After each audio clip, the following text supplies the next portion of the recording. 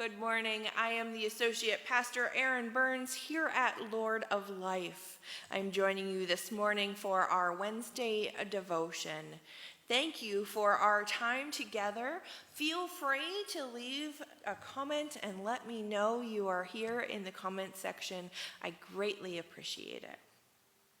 So today we're diving into daring confidence on Romans and themes of Martin Luther, our great leader of the church and founder. When you read through the Bible, you find that God's law has three purposes, three ways to be used.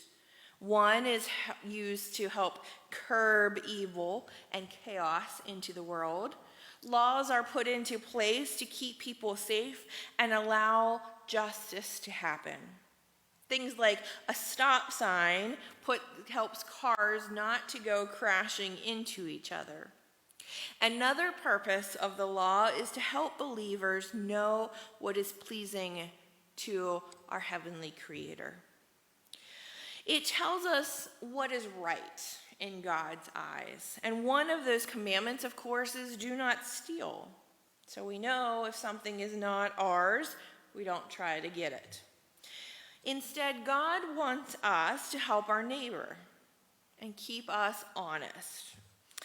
The law curbs evil and behavior in society and helps us to obey God. But the most significant purpose of the law altogether is to sometimes show us how we are sinning. Once again, the end of verse 20 in Romans says, "Since through the law comes the knowledge of sin." We use God's law to see just how badly sometimes we've messed up. It accuses us of doing what is wrong and convicts us and helps us to find what is right. Now, if we go to what the great apostle Paul says, he says, we're in the same boat that he is.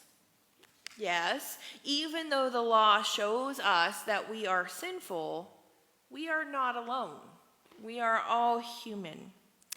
So, one way that we might steal is being lazy or sloppy workers. We are stealing time and productivity, and I think all of us are guilty of that at some point. As we stream on Facebook, sometimes I think we all have to admit that we may, in the middle of the day, find ourselves in Facebook looking up just a couple links, and then the next thing we know, 20 minutes go by, 20 more minutes might go by, and I wonder how much time we lose getting sometimes sucked into the internet or a computer game. Another way that we steal is not being generous towards others who are in need. We often can find money for ourselves and stuff for ourselves, but when it comes to an opportunity to help someone else, human nature sometimes gets in the way. Another way is possibly wasting food or gas or some other natural resource. So things happen. We mess up. We are all human. But there are big sins and there are little sins. And there are sins that are in between. And sometimes they add up. So the law, and especially the law in Romans 3, says there is no distinction, for all have sinned and fall short of the glory of God. I find comfort in this coming from the scriptures, because it shows me that even when I mess up, I am never alone. So here's what I need you to do today. I need you to take an old-fashioned pen and paper and do something. I need you to write it down. When it comes to the law, there is a word, and it's called I. I messed up.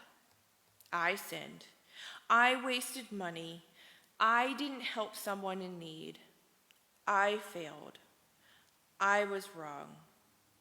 I desired something I shouldn't have. So there's a theme, and it's that word I. But it's there. It's the stem. You need to write down the word grace. That in big bold letters, that Grace. And is there an I there? There's not. Now at the bottom, put a little minus sign and then turn it into a cross.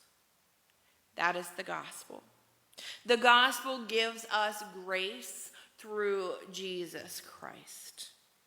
So I welcome you to carry that piece of paper with you throughout the week to remind you that no matter what you are feeling, no matter how many times you hear that word I pop into your head, especially if it's negative, there's always grace for that.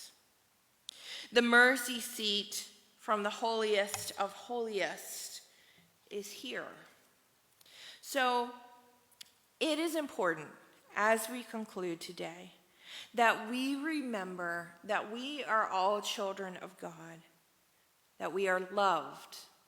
And no matter what we've done or how we feel today, God is always by our side and always loving us. So there's grace for that. I welcome you to join us throughout the week. I hope to see you on Sunday at 9:31 for our contemporary service or at 10:45 for our traditional, either here in person or live on Facebook. We would love to have you. God bless and take care.